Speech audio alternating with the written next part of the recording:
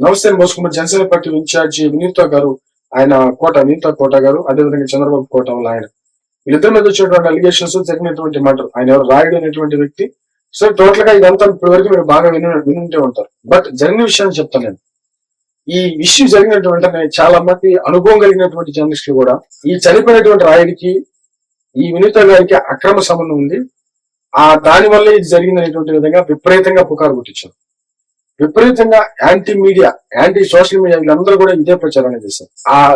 ఆ కుర్రోడి చేతి మీద వినూత అక్కని ఉంది. ఆ తర్వాత సైలెంట్ అయిపోయారు. ఇంక చెప్పుతో పడతారని చెప్పేసి సైలెంట్ అయిపోయినటువంటి పరిస్థితి ఉంది. అంటే ఒక దారుణంగా దీని మీద ఒక తప్పుడు ఎలిగేషన్ తీసుకెళ్లేటువంటి ప్రయత్నం విపరీతంగా చేశారు. ఓకే, ఇక్కడ జరిగినటువంటి ఉదాంతంలో చెన్నై పోలీసుల మీద చాలా అనుమానాలు ఉన్నటువంటి విధంగా చాలా మంది మాట్లాడుతున్నారు. వాళ్ళు దర్యాప్తు సక్రంగా లేదు అనేటువంటి విధంగా. ప్లస్ అది కూడా కాకుండా ఈ రాయుడు అనేటువంటి వ్యక్తి ఖచ్చితంగా అవతల ప్రత్యర్థులకి అమ్ముడు పోయాడు అనేది మాత్రం క్లియర్ గా ప్రతి ఒక్కరు చెప్తున్నారు.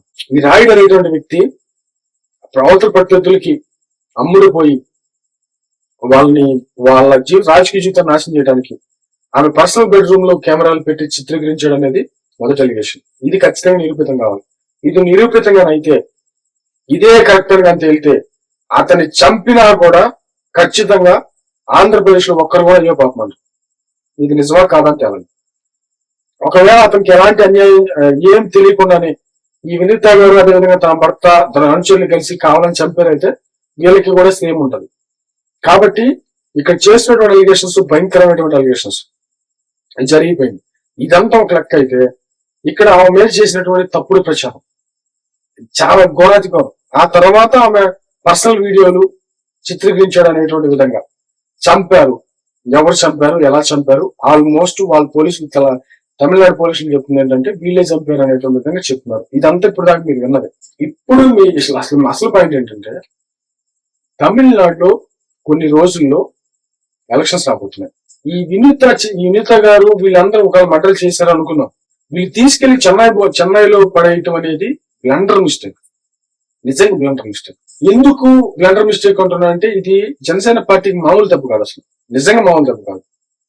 పవన్ కళ్యాణ్ గారికి కూడా చాలా పెద్ద తప్పు ఇది.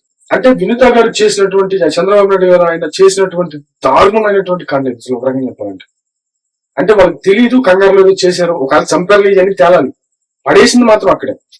దీనివల్ల ఆల్మోస్ట్ చెన్నైకి రాజకీయాలను కదిలించేసాడు పవన్ కళ్యాణ్ గారు. ఈ సనాతన ధర్మానికి సంబంధించి వాటికి సంబంధించి తమిళనాడులో ఆల్రెడీ ఎలక్షన్స్ రాబోతుంటే బీజేపీ పార్టీ పవన్ కళ్యాణ్ గారిని మెయిన్ గా క్యాంపెయినర్ గా పెట్టాలనుకుంటే ఆల్రెడీ తమిళనాడు రాజకీయాలను కదిలిచ్చేస్తే ఈ టైంలో జనసేన పార్టీకి సంబంధించి వచ్చినటువంటి పేరు, అక్కడ ఉండేటువంటి ప్రభుత్వం చేసినటువంటి పోలీసులను అడ్డం పెట్టుకుని చేసినటువంటి కుట్ర, ఇవన్నీ బయటికి రావాలి.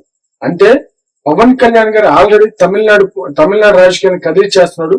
రాబోయేటువంటి రోజుల్లో ఈయన మనకి ఏకమేకవుతాడు అనేటువంటి విషయం తెలుసు.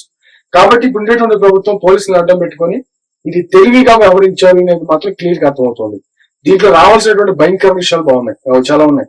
ఒక మనిషిని రాజకీయ భవిష్యత్తు ఉంది అని తెలిసి కూడా చంపారు అని అంటే దీని వెనక చాలా పెద్ద ఇష్యూ ఉండాలి.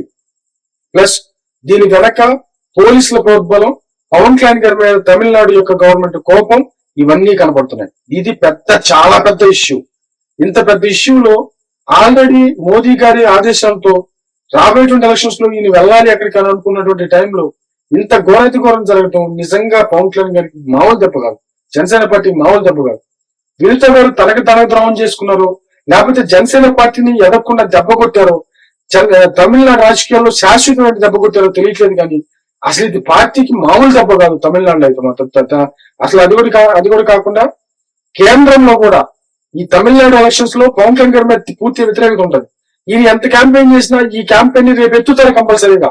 ఆయన క్యాంపెయినర్ గా అక్కడికి వెళ్తే ఆయన మాట్లాడితే ఇదిగో వాళ్ళ ఇన్ఛార్జ్ మర్డర్లు చేశారు, ఇక్కడ తీసుకొచ్చి మన శవన పడేశారు, ఇలా మాట్లాడతావా అనేటువంటి విధంగా అక్కడ ఉండేటువంటి ప్రభుత్వం ఖచ్చితంగా దాన్ని ఎలక్షన్స్ కు వాడుతుంటది. అక్కడ పవన్ కళ్యాణ్ గారి విధానంగా పారకపోతే, ఏదన్నా జరగకూడదు కానీ జరిగితే కేంద్ర విధానంలో పవన్ కళ్యాణ్ గారు దెబ్బతింటారు. పవన్ కళ్యాణ్ గారి మాట కేంద్రంలో ఇంకా జరగదు. అక్కడి నుంచి నిధులు తెచ్చుకొని కనీసం ఆంధ్రప్రదేశ్ లో డెవలప్ చేసుకోవాలంటే పవన్ కళ్యాణ్ గారి ఆయన పరపతి అక్కడ వర్కౌట్ అవ్వదు. ఇంత పెద్ద గొడవ ఉంది ఈ వినీత గారు చేసినటువంటి విధానంలో, ఇంత పెద్ద గొడవ ఉంది. నిజంగా పవన్ కళ్యాణ్ గారి అంటే ఆమెతో పాటు ఆమె జీవితంతో పాటు అటు పవన్ కళ్యాణ్ గారికి అదే విధంగా జనసేన పార్టీకి శాశ్వతంగా దెబ్బ కొట్టిందామా.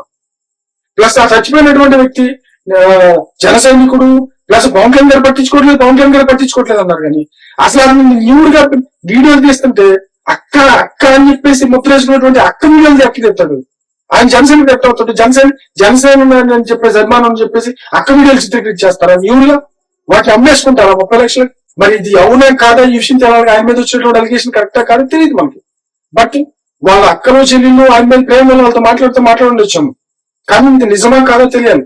ఒకవేళ నిజమని తేలితే అంటే అక్కగా భావించి తమ్ముడుగా భావించినటువంటి వ్యక్తి, ఒక తమ్ముడు ఒక అక్కని బట్టలు లేకుండా తీసుకెళ్లి 30 లక్షలకు అమ్ముకున్నట్టే కదా. అది నిజంగా తెలిస్తే మరి జనసైనికుడు అయితే ఇంకోటి అయితే మరి అలాంటి వ్యక్తి గురించి మౌనంగా మాట్లాడాలి నిజం తెలియకుండా. ఇప్పుడు వినీత గారు ఉన్నారు, వాళ్ళ గురించి ప్రస్తావించలేదు, వినీత గారి గురించి ఏం ప్రస్తావించలేదు పవన్ కళ్యాణ్ గారు. వినీత గారిని వెనకేసుకొచ్చి ఆయన్ని చెప్తే అది వేరే, కానీ లేకపోతే ఈయన వెనకేసుకొచ్చి వినీత గారి గురించి మాట్లాడుతుంది. అది కానీ ఈ ఇష్యూకి సంబంధించి టోటల్ గా పక్కన ఉంటే కరెక్ట్. ఇది ఎంత పెద్ద ఇష్యూ అర్థమవుతుందా? ఎంత నీచమైనటువంటి విధానం తెలుసా ఇది? వినీత గారు చేసింది ఎంత భయంకర విషయం తెలుసా? పార్టీకి ఎంత పెద్ద దెబ్బ కొట్టారో తెలుసా? పార్టీ ఎదుగుదలకి రేపు పొద్దున ఏదైనా తేడా కానీ జరిగితే ఆంధ్రప్రదేశ్ కూడా తప్పే. ఇప్పుడు కేంద్రంలో పవన్ కళ్యాణ్ గారి హైప్ ఎక్కువ, చంద్రబాబు నాయుడు గారి హైప్ తక్కువ. నిజం, మన చంద్రబాబు నాయుడు గారి కంటే కేంద్రంలో పవన్ కళ్యాణ్ గారి మాటే ఎక్కువ వాల్యూ. కానీ రేపు పొద్దున ఇదే విషయం అడ్డం పెట్టుకుని అక్కడ ఎలక్షన్స్ క్యాంపెయిన్ ఏమైనా జరిగితే ఇదే విషయం కానీ రేపు తెలంగాణ తమిళనాడు ప్రభుత్వం కానీ అది కానీ ఎత్తితే, తమిళనాడు రాజకీయ పార్టీలు కానీ ఎత్తితే పవన్ కళ్యాణ్ గారి క్యాంపెయిన్ పోయి కూడా వేస్ట్ అవుతుంది.